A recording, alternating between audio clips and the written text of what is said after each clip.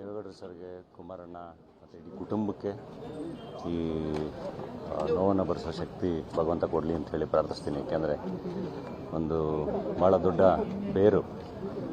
ಇತ್ತೀಚೆಗೆ ನಮ್ಮ ಅಜ್ಜಿ ಕೂಡ ಒಂದು 90 ವರ್ಷ ಪ್ಲಸ್ ಆಗಿದ್ದವರು. ಸೊ ಆ ಥರದ್ದು ಬೇರುಗಳು ಉಳಿದಾಗ ಅದು ಎಷ್ಟು ಕಷ್ಟ ಅದನ್ನು ತಗೊಳ್ಳೋದು ಅಂತ ನಮಗೆ ಗೊತ್ತು.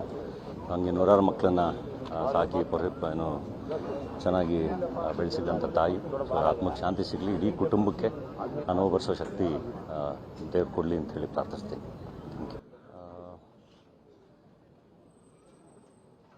ದೇವೇಗೌಡರು ಸರ್ಗೆ, ಕುಮಾರಣ್ಣ ಮತ್ತು ಇಡೀ ಕುಟುಂಬಕ್ಕೆ ಈ ನೋವನ್ನು ಭರಿಸೋ ಶಕ್ತಿ ಭಗವಂತ ಕೊಡಲಿ ಅಂತ ಹೇಳಿ ಪ್ರಾರ್ಥಿಸ್ತೀನಿ. ಏಕೆಂದರೆ ಒಂದು ಭಾಳ ದೊಡ್ಡ ಬೇರು. ಇತ್ತೀಚೆಗೆ ನಮ್ಮ ಅಜ್ಜಿ ಕೂಡ ಒಂದು 90 ವರ್ಷ ಪ್ಲಸ್ ಆಗಿದ್ದವರು. ಸೊ ಆ ಥರದ್ದು ಬೇರುಗಳು ಉಳಿದಾಗ ಅದು ಎಷ್ಟು ಕಷ್ಟ ಅದನ್ನು ತಗೊಳ್ಳೋದು ಅಂತ ನಮಗೆ ಗೊತ್ತು.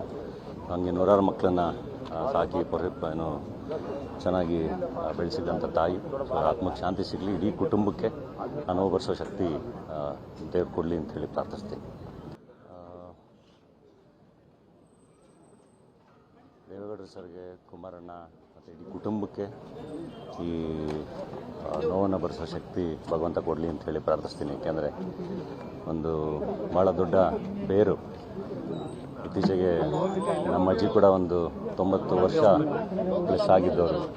ಸೊ ಆ ಥರದ್ದು ಬೇರುಗಳು ಉಳಿದಾಗ ಅದು ಎಷ್ಟು ಕಷ್ಟ ಅದನ್ನು ತಗೊಳ್ಳೋದು ಅಂತ ನಮಗೆ ಗೊತ್ತು.